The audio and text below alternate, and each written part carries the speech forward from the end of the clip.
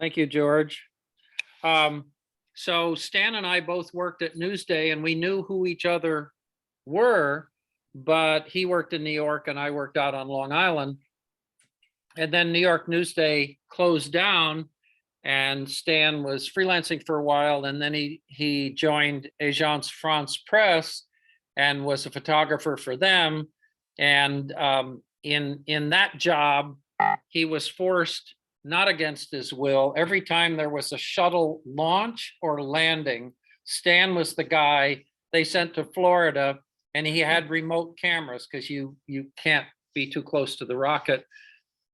And he's been interested in space since he was a young kid. So to be the guy who photographed this was after the shuttle program had been underway for a while. He was the guy who was sent to photograph the takeoffs and the landing. And I hate him for that.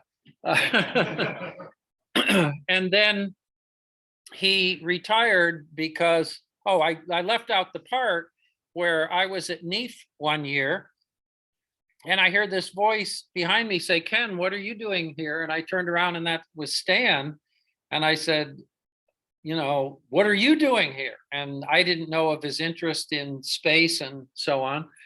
And he said he was doing an artist in residence program, I think in Chaco Canyon. And I said, "Boy, if you're looking for any company, I'd love to join you," because I'd been to Chaco, but I was never able to stay overnight and all of that. So we traveled to Chaco together. And since then, we've been a bunch of other places, Tucson and so on, photographing and observing the night sky. And then saw the annular eclipse. Oh, right. We saw the annular eclipse at Chaco. I forgot about that. So Stan sort of took an early retirement and said he wanted to specialize in night sky photography. And he's been doing that for a number of years now. And man, is he good at it. I mean, really, you'll see evidence of that tonight. And he's come and he's spoken to us before, but I'm thrilled to have Stan with us once again. And tonight's talk has to do with, as photographers, how do we view the night sky and how do we represent the night sky in our photographs?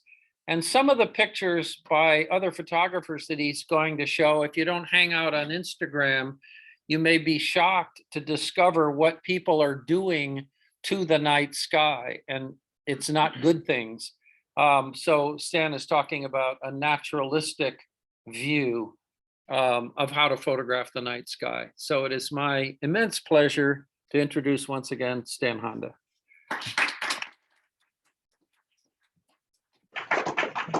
Thank you, Ken. The Zoom people at home, can you hear me okay? Yeah. Yes, you're fine. All righty.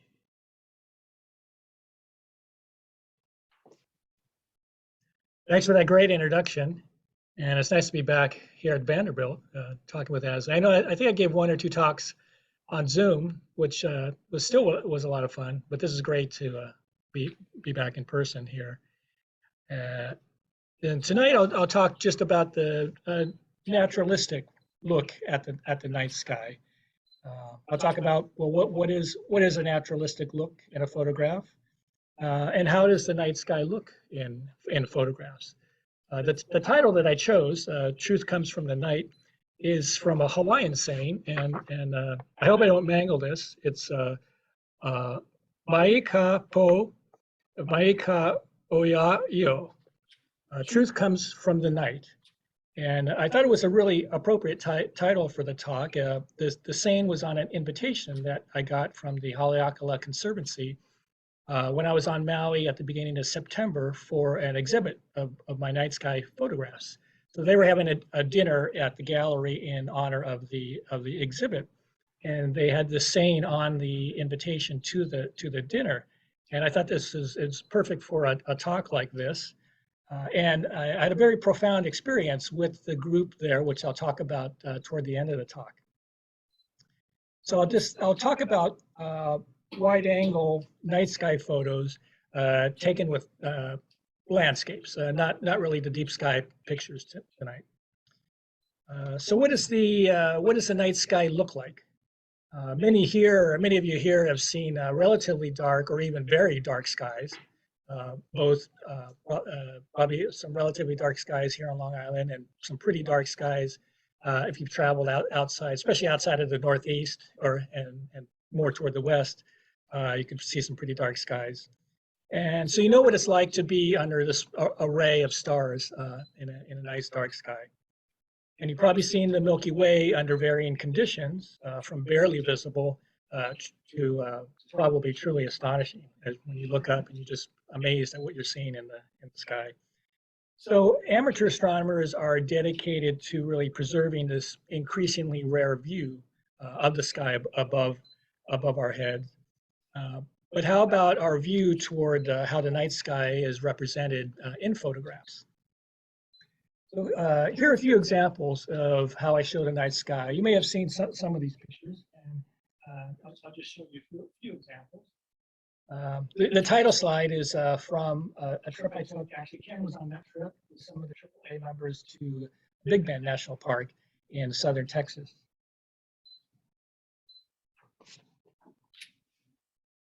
Oops.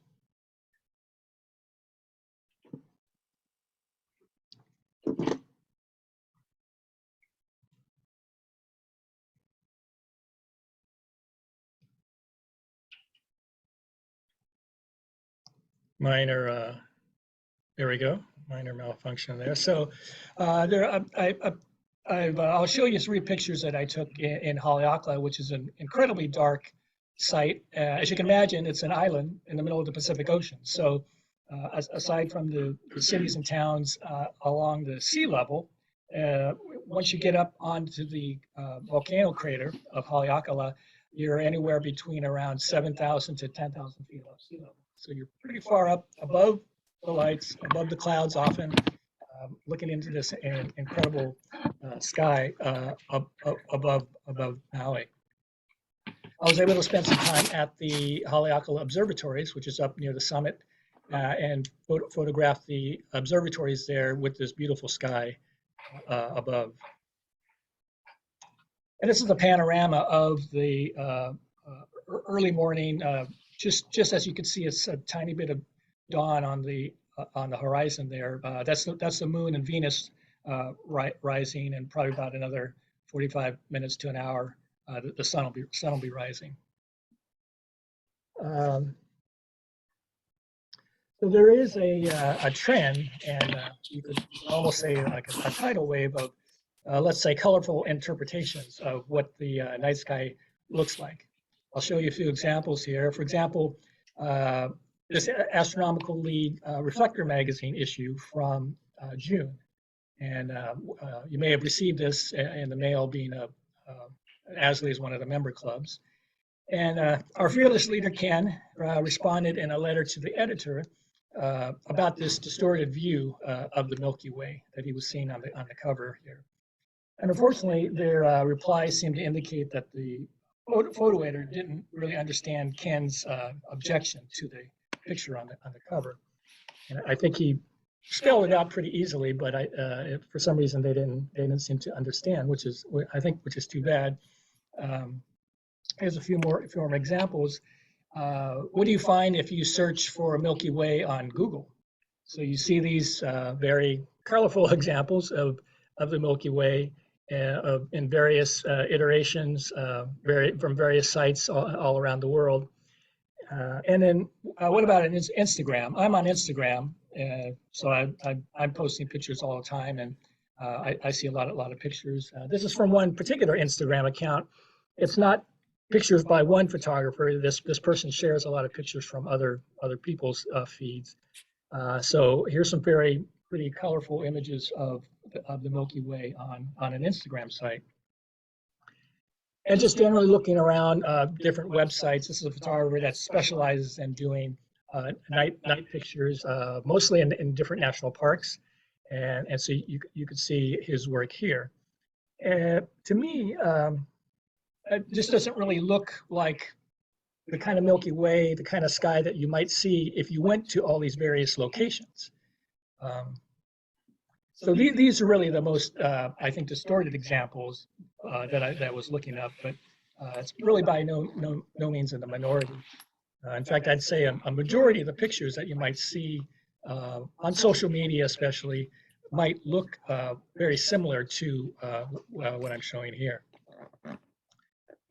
I'll just to save your sensibilities, I'll advance to another picture of something that I shot at Arches National Park. It's to me, nature is really subtle. And usually there aren't any super bright or super saturated colors when you're looking at landscapes, when you're looking at scenes out in nature.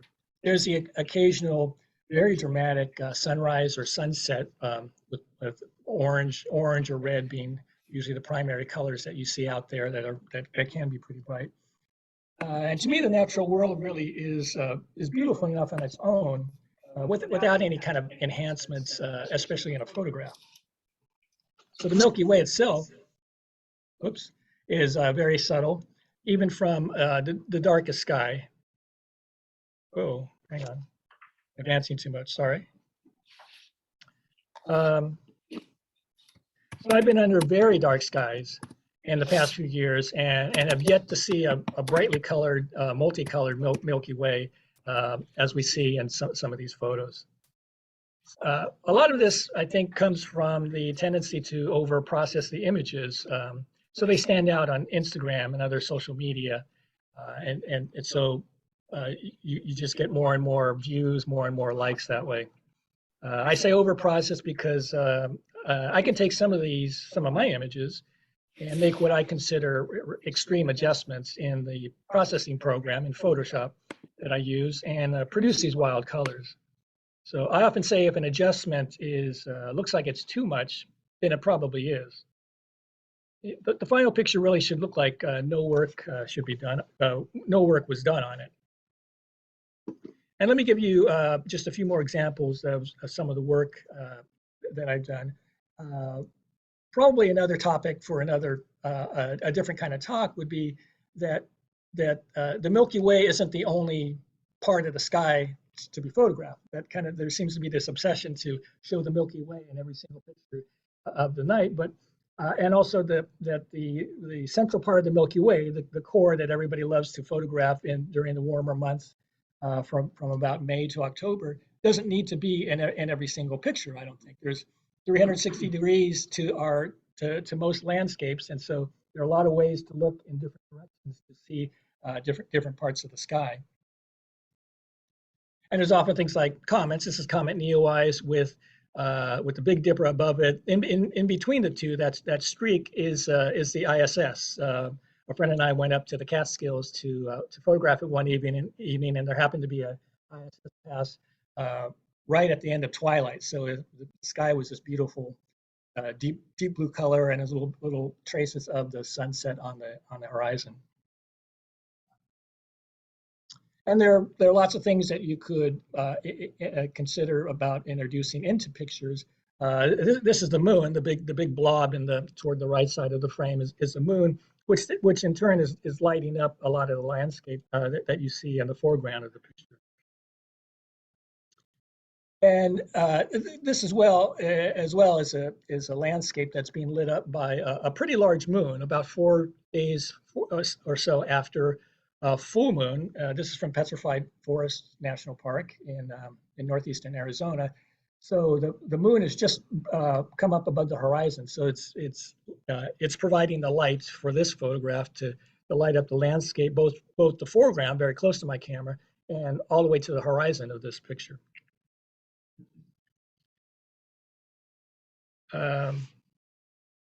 So what does the night sky look like to the human eye? And what do we experience when we're out underneath the stars? This is what I try to preserve in the photographs that I'm producing. Of course, what a camera sees and records is a lot different than what a human eye and the brain can experience. Part of what I do is trying to produce an image that's close to what I was experiencing when I'm out in the field. So out in the field, I usually stop, I look up, and I try to remember what the sky looks like. Do I see more or fewer stars in the sky compared to other dark places that I've been? And how does the view compare to the last time I was in this place? I often go to the same park for many visits, just to try to get different angles, different times of the years, different moon phases, things like that. What does the foreground look like in this low light level? What am I experiencing when I'm looking around at either objects very close to me, or can I see to the horizon despite the low level of light that's out there? In areas where, or also in suburban or urban places, what can I see when I'm looking up into the sky? In areas where there's a faint Milky Way visible, which is basically everything except a pretty dark sky area, why not present it that way? Present it the way it looks that we might see it when we go out and look up in the sky. Obviously, bright and colorful Milky Way photos from not so dark areas when you know that the stars really aren't that visible. And a lot of these pictures that people produce and present are used. They use a technique of stacking images of the stars and then over processing the final result. That might have been the case in this Reflector magazine cover of the Milky Way. Because of my photojournalism background, my approach is really from a documentary perspective as I'm out there photographing the stars and the landscape. I want to show the scene as close to what I experience both for the benefit of people who are viewing the picture, but also those who might visit the location that I photographed. I want to show them what to expect on a really nice starry evening. I don't really want to show somebody my artistic vision, whatever it looks like, if that's not what that they would be able to expect when they go to a location like that.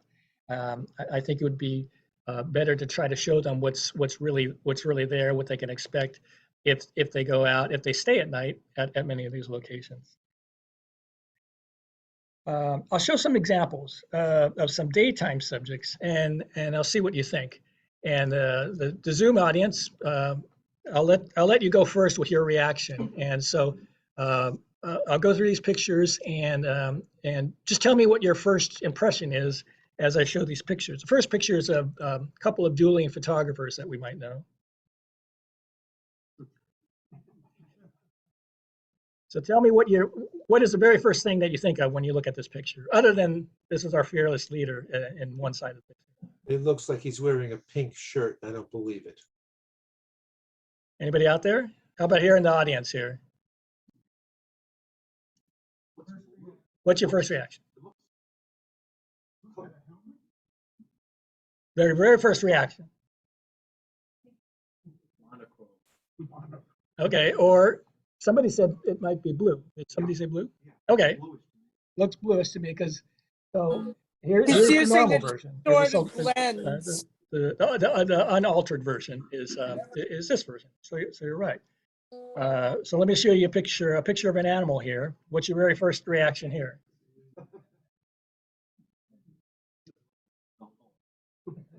Looks a little green. So does this look natural to you? Something you might expect in the wild, something that might look generally like this. There was a sea lion. I'll show you a nice picture that you might have just seen a few minutes ago. And does this look natural to you in terms of what you might see if you were in a national park out west? So, and so here's a version that to a lot of people who post pictures, maybe this is a very bland picture. To me, it's something that represents the reality that I experienced with Ken, actually, in this beautiful park in southern Texas, or far west Texas. On the right, I think it's a satellite, because up, hang on, let me see. Frank was pointing up to this little streak here. Yeah, I think that's a satellite because it's a very straight white line. This was Jupiter that evening. This is 4 years ago now, over 4 years ago. Yeah.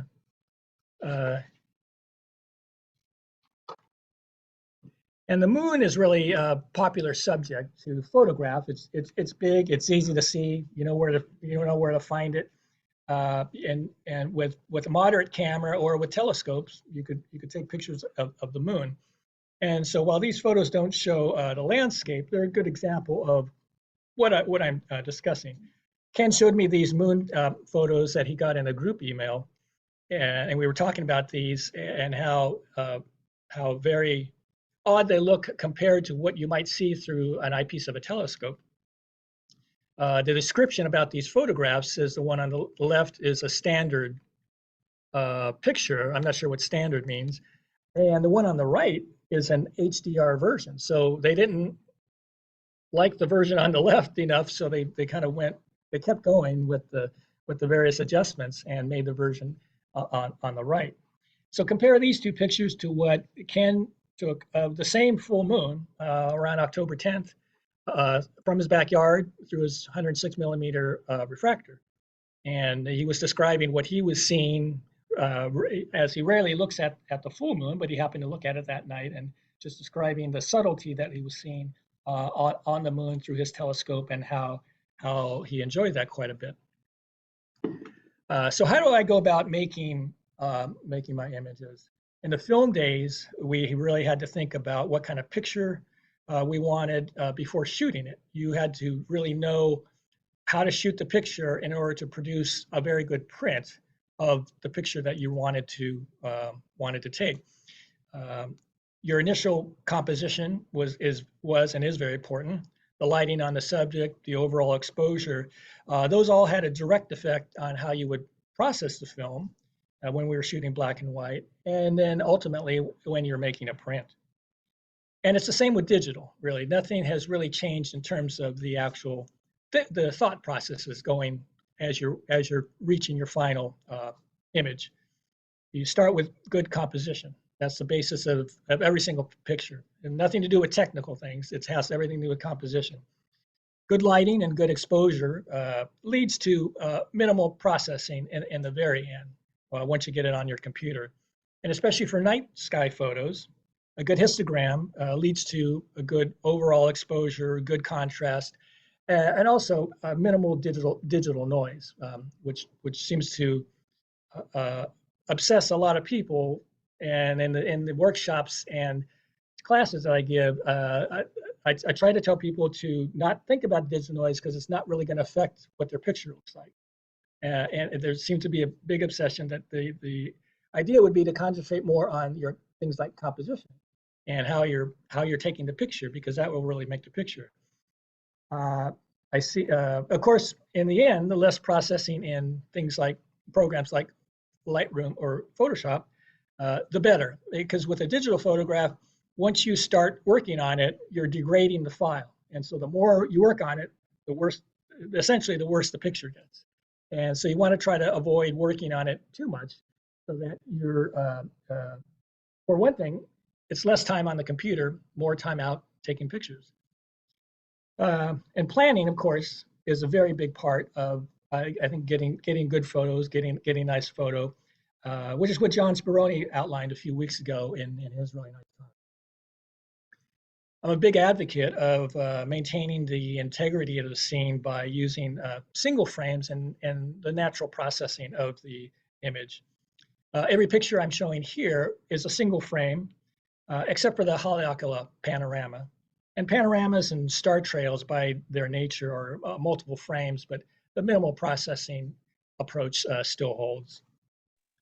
What's Things wrong like with over HDR? processing, stacking, composites, blending multiple frames, or HDR composites What's don't really wrong make with a picture better. HDR? Those techniques just make a picture look different. But I They have thought no effect on the composition, which is the real core of a good photograph. I see a lot of technically nice pictures with really bland composition. And you think about the pictures that I showed you a few minutes ago, and remove the color from these images and ask, do you still have a good photo?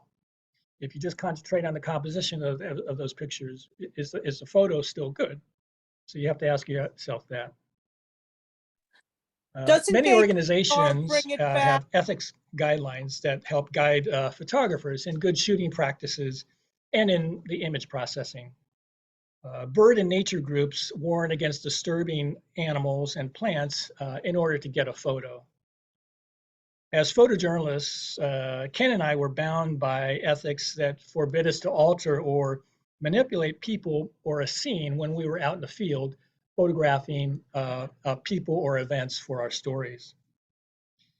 And the content of the negative, and then more recently the digital file, was and is sacred.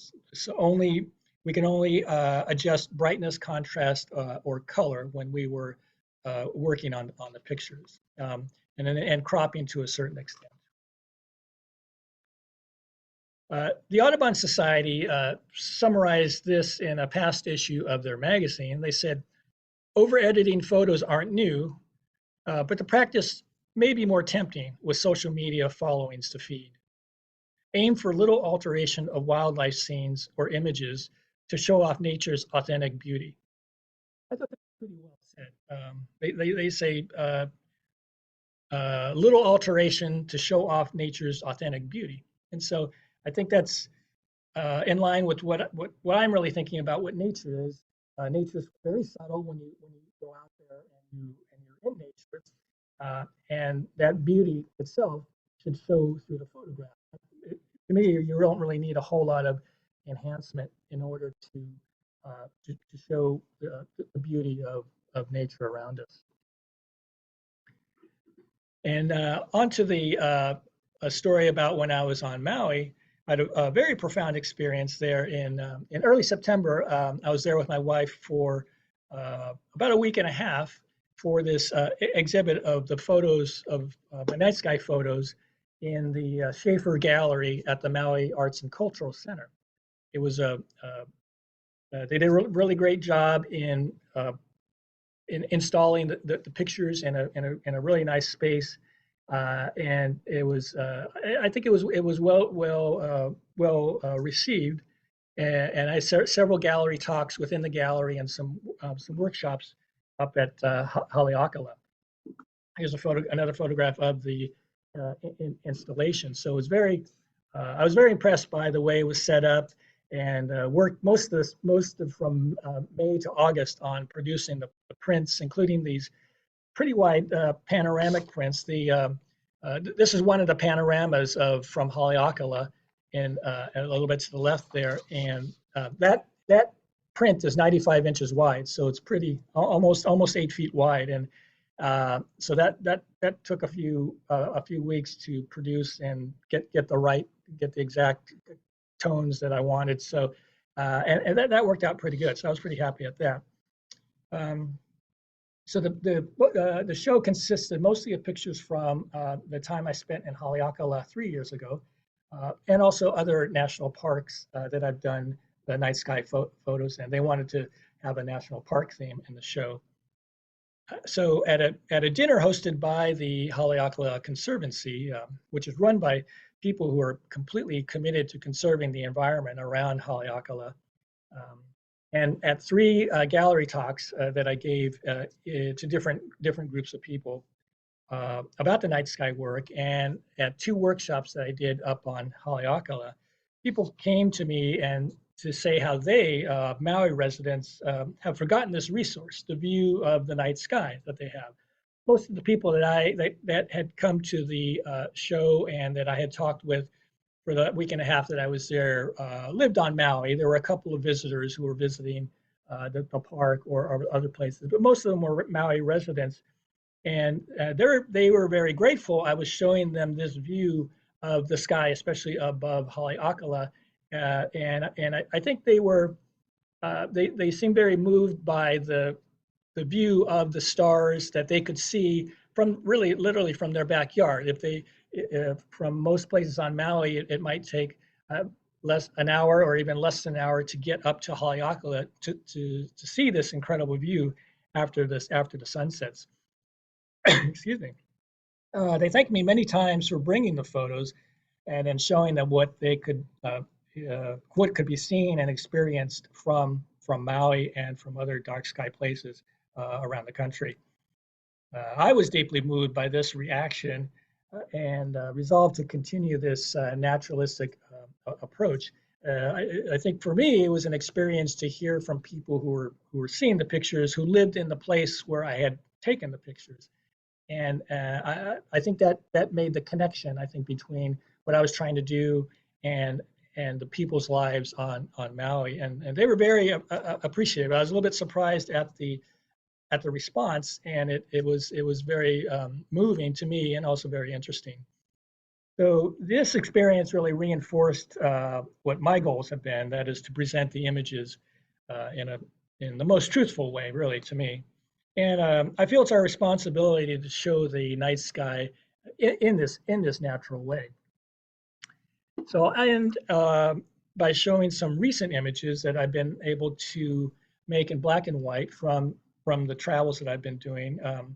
Because in one way, to me, black and white is extremely good for nature, and also to me it really gets across the feeling that we experience when we're out under a dark sky in a place like a national park.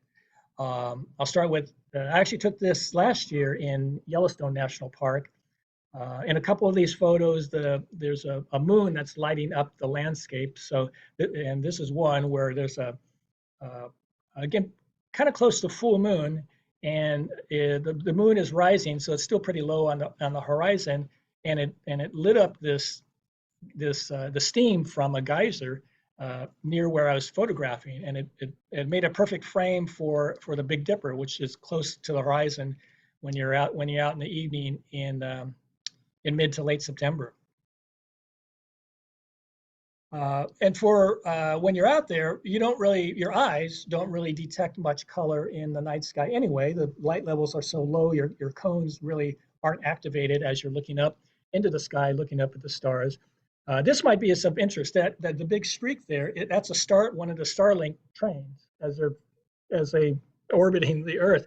It was kind of shocking to see. We saw this twice. I don't know if it was the same group of satellites or a different group. I'm hoping it wasn't two different groups of satellites on two different nights. But to the naked eye, we would see it. It would last about 30 to 45 seconds as it's going across the sky. Maybe a little bit longer, because I managed to get 3 pictures on this night. And with your eye, you could see about 20 to 25 individual satellites as they were going across the sky, all in a completely straight line. And so they were obviously all launched from the one rocket and deployed. And you really could see the individual satellites. This is about a 15-second exposure. So at that point, the light runs into a big streak, and you get the streak across the sky. But it's going left to right across this frame, from west to northwest, just above. You could kind of make out the Big Dipper here, and is right above the steam from a geysers. So that was astonishing just to see. I'd never seen one of these Starlink trains. Maybe in some individual satellites, but never a whole group of them. And one of the travelers I was with from the AAA had taken a photo of the Old Faithful the night before, and she showed that to me, and we all thought, oh, this is great. We should go out and try that again. There are no lights that are lighting up Old Faithful. It's just that the hotels and the buildings, the residual light that's coming from lights within each building, shining through the windows, produces enough light at the exposure, the high ISO and the long shutter speed you need to get the Milky Way in the background.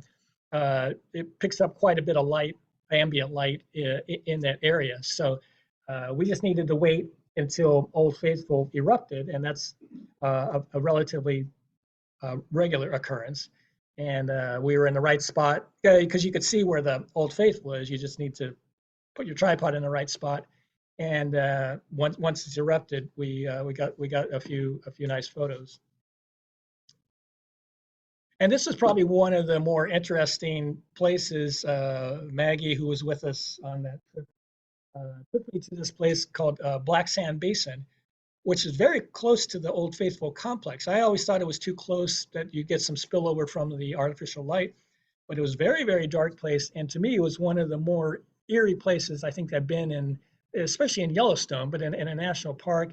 There were dozens of the smaller geysers and hot springs. Steam was coming up from the ground, and even without a moon, it was this incredible experience, because you could hear steam, you could hear gurgling from some of different other geysers, and just from the walkway that goes around this area, we managed to get I think some pictures that to me it really gives you the feeling of night as you would look out into this scene.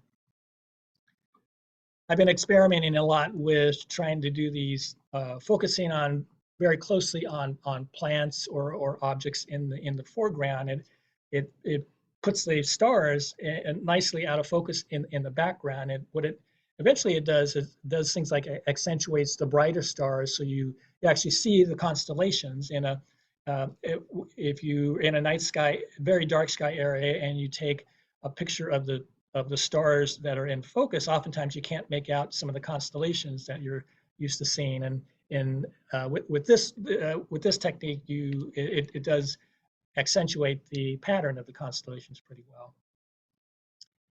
I'll end with this picture, actually probably a more accurate picture of the orientation of the Milky Way. This is a panorama. Essentially, it's a vertical panorama that I'm displaying horizontally, just because it's easier to look at this way. And so this is the late September Milky Way going from horizon to horizon. So the southwest is over on the left, and the northeast is over on the right. And in September, early September is a little bit better, because the Milky Way is almost vertical as you're looking at it from one horizon to the other. So it makes a little bit better picture, but this worked out pretty good, I think, where you could see it slightly at a diagonal to the horizon, but it worked out pretty good. And in this view, with this orientation, there's very little distortion. You could look at this several different ways. You could look at it horizontally. If you turn your head to one side, and you could see the horizon on the bottom of the frame, and it really doesn't matter which horizon you use, because there's always the horizon behind you and the horizon in front of you.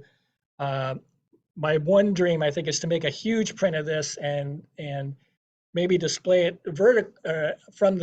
suspended from a ceiling, so that you're kind of experiencing the sky as you might if you were out in the wilderness looking. You can look straight up into the sky and see patterns of the stars above you. So I'll take any questions about the work or any of the concepts I was talking about from I guess from here or from the Zoom. I think Ken's got a microphone. If or no, maybe Dave. So the people. I think there's a question over here, Dave. Yeah. I was wondering, why do you think people feel Zoom prefer, for some reason, a distortion instead of the real world? Because so many of the photographs we normally see related to astronomy are not representations of what you might see or even what's real, but to show a tiny portion of the truth, and maybe not even that, but maybe distort that. It seems so popular compared to the real world. Yeah, you're right. I'm not really sure why the distortion. I mean, I'll just talk about the landscape pictures, the wider angle pictures. In terms of the things like the Milky Way, I'm not really sure. Whoops, sorry. I'm not really sure why that happens, other than many of the pictures are posted on social media, and so you see these, and this is an Instagram site where the photographer that runs this, he encourages this kind of pictures.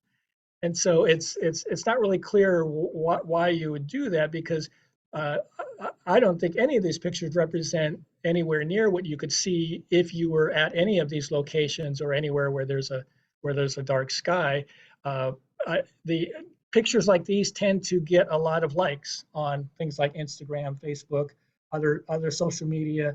Everybody likes to have their pictures liked, and there's very little commentary about the pictures themselves. Oh, right, right. But not even local. I think they've done it pretty much on the entire. Actually, I'll throw in a comment. This is Carl.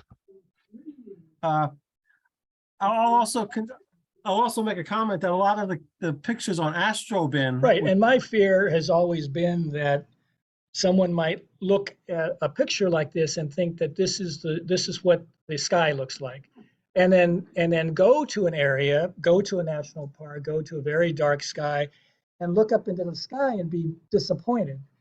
To me, that's a crime. That just shouldn't happen, because nature is just beautiful when you look at it. I'm every time I go out, and I'm frequently in very dark places because this is the work that I'm doing, and I'm always amazed as twilight and see more and more.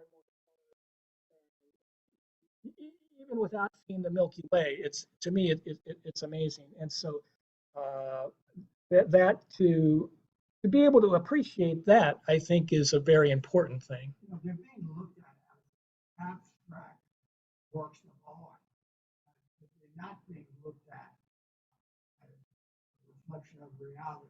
The vast number of people I know rarely look up into the sky to contend with. So I think that when these pictures are being observed, they're being looked at as if they're simply abstract art. And that's the limit of the experience. It's not being looked at as reflecting a reality, just the artwork.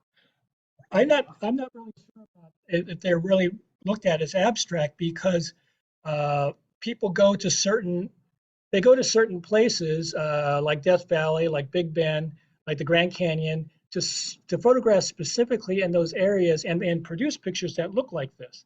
And so, and also the other part of that is that there are a lot of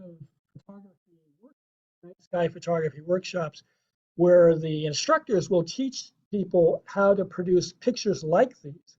And so to me, that's gone beyond the abstract part.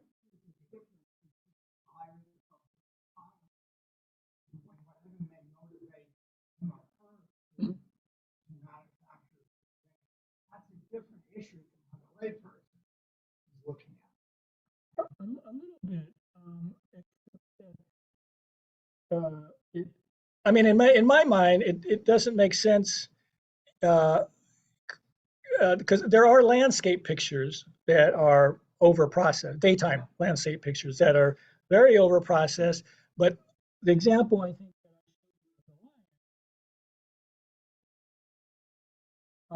you would never produce, or you would probably never produce, a green lion, even though you could, because I did.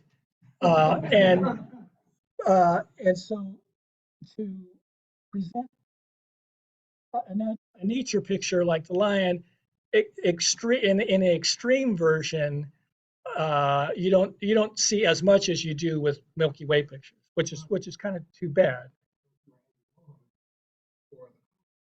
Right, right. But I'm saying, but maybe they're not representing these pictures, but they're showing the actual realized view of the Milky Way galaxy. Oh no, they are. They are. Oh yeah.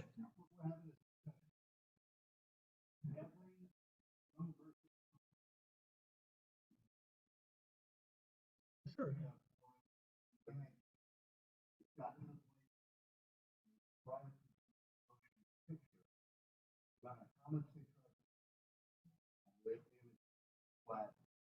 all blue and gold saturated, all blue and gold. Unfortunately, the goal of these photographs is exactly what you see, which is to get attention. Right, and these are not, Terrible, really. many of these are not young people. They're Yeah. people, they're older people who essentially are, I don't know what they're trying to do, but they're doing it. In the back, Yeah, could it be that a lot of the non-photographers, they see pictures like this, and then look up at the sky with their naked eye, and they're disappointed, Yeah. and they think that their eye is inadequate, and what the camera's showing you is what the night sky really looks like, if their eyes were good enough. would that be too bad if that were happening? I don't think that would be. Yeah. Now, when I grew up, it wasn't as much light pollution as well. There was glitzy. And so people who grow up today have almost never seen the sky unless they really get to a good area. I was on a business trip, maybe when I was in my 40s, 50s, I don't remember, a long time ago.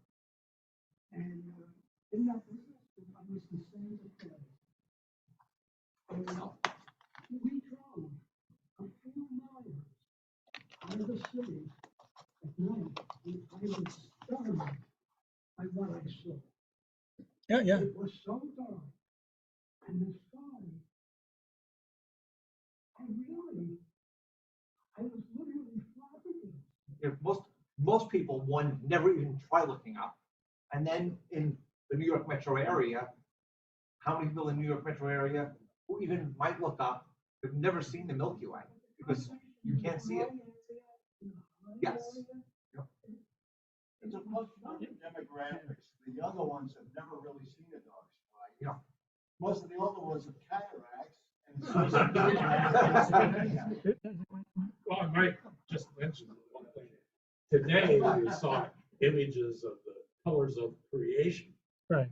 with the Yeah. Webb telescope. That's fake also. No mention that this is an infrared image, that somebody colored the whole thing. Hey, Stan? Stan?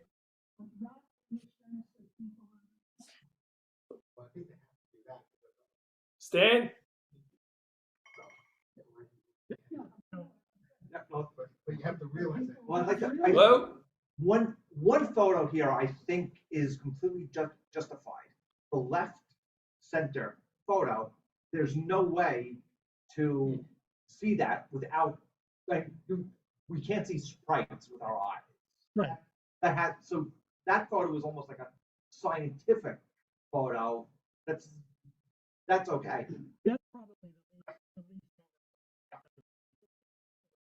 Right, but the least. But if to make that look natural, you would just see a little bit of glow from the cloud. Oh, right. Yeah. I mean, a sprite, some aurora, sky glow. Sky glow you can't see really with your eyes. So, but yeah. Dan, can you talk a little bit about process that you do to get your images to make it look the way you want and as accurate as the way you want? Yeah, in printing is a whole art in itself. I worked with a printer in Flagstaff that I met many years ago, who's been an incredible help to me. I've learned so much from him over the years, sitting next to him, watching him work on my photos. That it's been a really learning experience. What you see on the screen, I'll advance here to save your sensibilities. What you see on the screen is one version, and digital photos. This is the medium for a digital photo. Is an electronic screen, whether it's projected, whether it's on your computer screen. A print is an entirely different medium. I know a lot of people, they see a nice picture on their screen, they want to make a print of it, and they're very disappointed because it doesn't look like on the screen. The simple answer is that they're two completely different mediums. A screen, the light is coming from behind, coming through the image. A print, the light has to reflect off the image and into your eyes. So over the years, I've been working with this printer in Flagstaff and also a printer in New York City, trying to understand how to translate this image onto a piece of paper where it'll look. I don't want it to look exactly like this. I want it to look like it something that I might see if I were in this location and to see the night sky. So I've learned a lot about how to work on the image once I get it into my computer. Of course, that's at the end of this long journey I was telling you about. Starting with composition, you have to know how to expose properly, and to get to a point where you don't need to do too much on the image. Setting the black point in the sky is extremely important because in most of the time, anything that you see on a screen is going to print, especially a night picture, because much of what you're seeing is very, very dark. Even though to your eye, the stars, planets look pretty bright. The ink really soaks into the paper, and you get a much darker image than what you see on the screen. So I'm learning to, as I'm working on the pictures to be printed, making it a little bit lighter, setting the black point in the sky to a certain level where it's not so black that you lose all detail in the sky, which is what you don't want. And then working with color is another thing because of the tones are very, very dark, and so I have to decide what do I want to see. And the printers that I work with, they ask me, what do you want to see in this picture?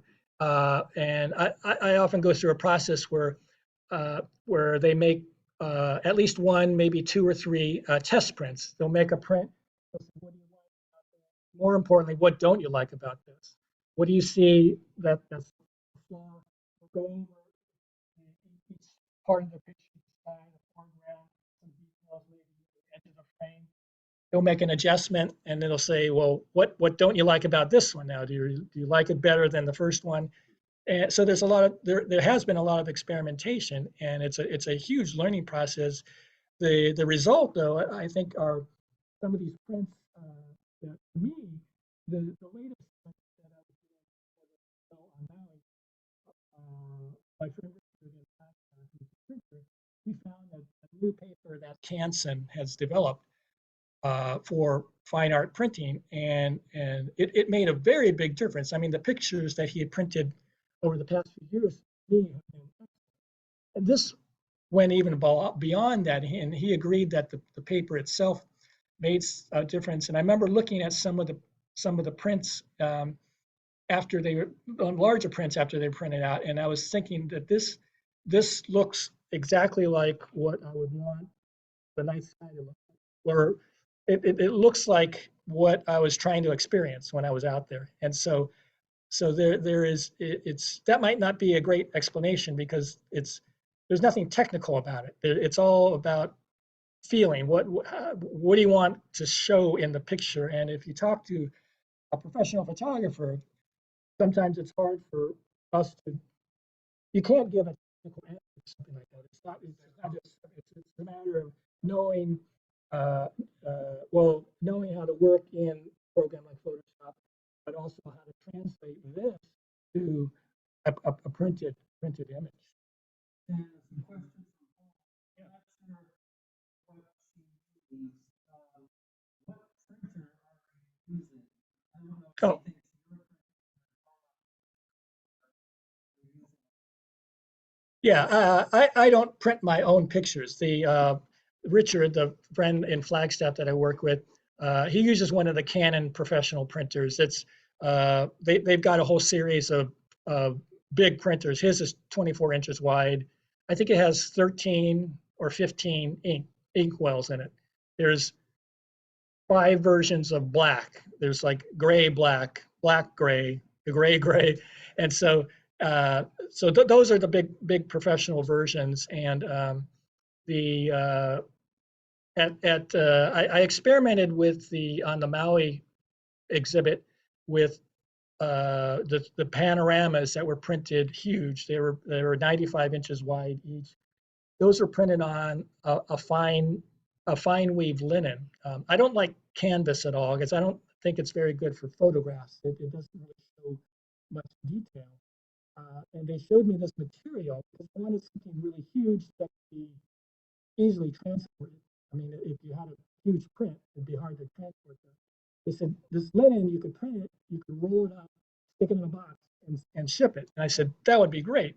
So they showed me this, they showed me some examples, and there was artists use this fine weave linen if they want to show incredible details. Usually it's oil paint, people who use oil or acrylic, and they want super fine detail because the surface of the material is very smooth. And so they made me a couple of test prints, and it really looked pretty amazing. So when they made the two prints, I was kind of blown away because you see this print that's just huge, almost 8 feet wide. And the stars actually become really big. So it was an adjustment for me. They actually toned down some of the skies. They made them a little bit darker because to me, the sky was almost too bright. The stars were too big. So that was another adjustment that I had to make. I had to figure out, well, what would this look like printed this big. But no, I don't print my own pictures. The people I work with, they actually make the prints. Yeah.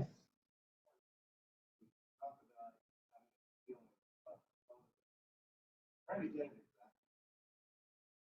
When you turn and look at this photograph, see what you see in the photograph from one of the stars in the background, or was that just something like sky? I had a request to repeat the question. Yeah. I know this is a tough question, but some people here. Right. The question was about what do I feel in the picture, and were you asking what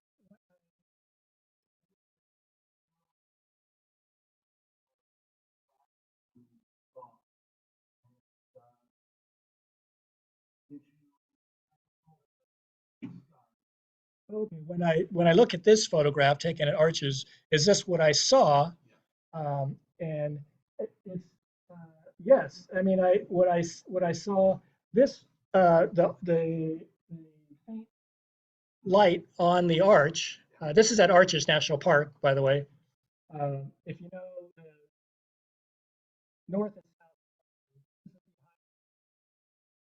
So I'm climbing up on a kind of a steep area at night, which is probably not the smartest thing to do with my camera and tripod. And I wanted to get this angle to look through the arch. And the only way you could get to this, to see that angle would to climb up this hill. So to me, that the sky, this sky image has a lot more stars than I was seeing with my eyes, because that's what a camera does. I'm actually working with. You might have heard of a writer named Chris Luganbuehl. He's written a lot of a few astronomy texts, and he lives in Flagstaff. I got to know him, and we're working on trying to figure out how to accurately portray a sky in a photograph. And so when I'm looking at this, this is what I remember seeing, the faint light on the arch. There's about a quarter moon that's rising. And so I decided to position myself when the moon was going to rise, because I knew with a quarter moon, you might have about 30 minutes, maybe 45 minutes before the sky starts to get too bright and the stars start to wash out. So this happened to have before it gets too bright. And to me, this is pretty close to what it looked like when I was there. I could see a little bit of the detail on the arch because it was the moon was rising, so there was a little bit of light that I could see with my eyes. And meanwhile, the sky behind it was still pretty dark. You could see the three brighter stars as they were coming up. I almost cut off.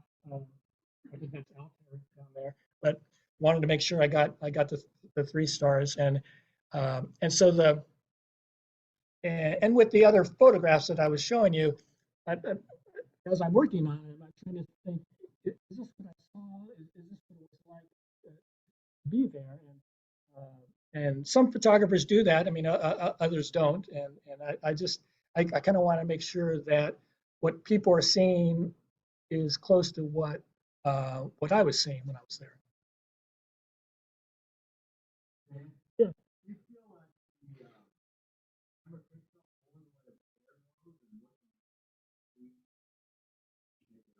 Oh yeah. Do I think the camera takes more air glow than what I would see with the naked eye?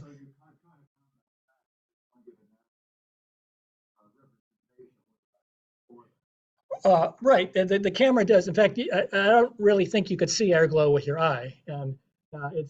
Usually, I see it when I'm looking at the back of the camera just to check to see if I got a decent picture, and all of a sudden you see usually green, sometimes red. I've seen it extremely bright, where it almost looks like an aurora, and in that sense, it's sort of it can add to the picture a little bit. There's some air glow in the picture of the panorama that I took. You can see it on the right side. That's a little bit of air glow. I actually initially when I started doing this, I didn't know what it was, and I thought because sometimes the color shifts in digital pictures strange ways. So I kept trying to get rid of the green, and then I found out well this is an actual phenomenon that gets picked up by cameras. Yeah, and I'm sure you're right. You just don't see that. Right. Yeah. You might see a faint. Yeah, it's just a slight brightening. To me, that's why black and white pictures uh, are a more realistic way to see the sky because when you go out, especially if there's no moon on the landscape, the landscape's going to look black and white to you. I mean, unless there's some sort of light source. The sky, it's black. There are stars. Most of the stars are going to be white. You can see the orangish color stars. Mars does look orange.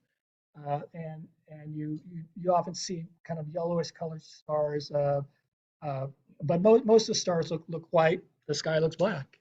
Frank?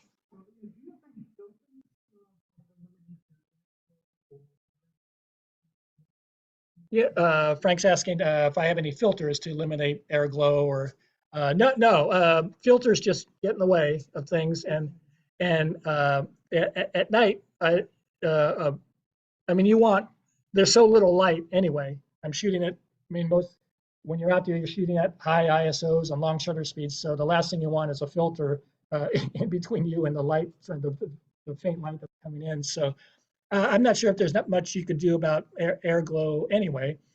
And that to try to filter it out you'd compromise other things. So better to let just the camera do what it does without. I usually take.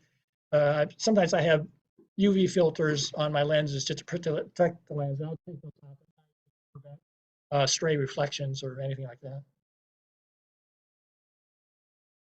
Any more questions from the Zoom crowd?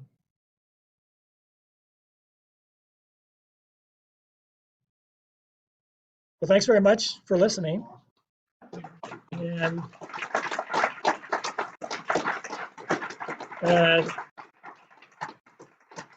thank you, Doug, if you're out there for the invitation, and Ken, as always, for being a great friend and for the invitation.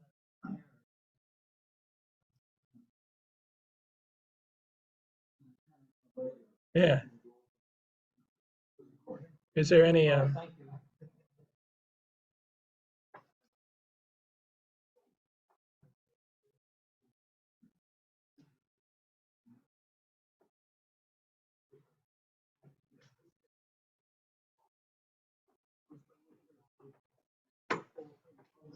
Go ahead. Did Ansel Adams make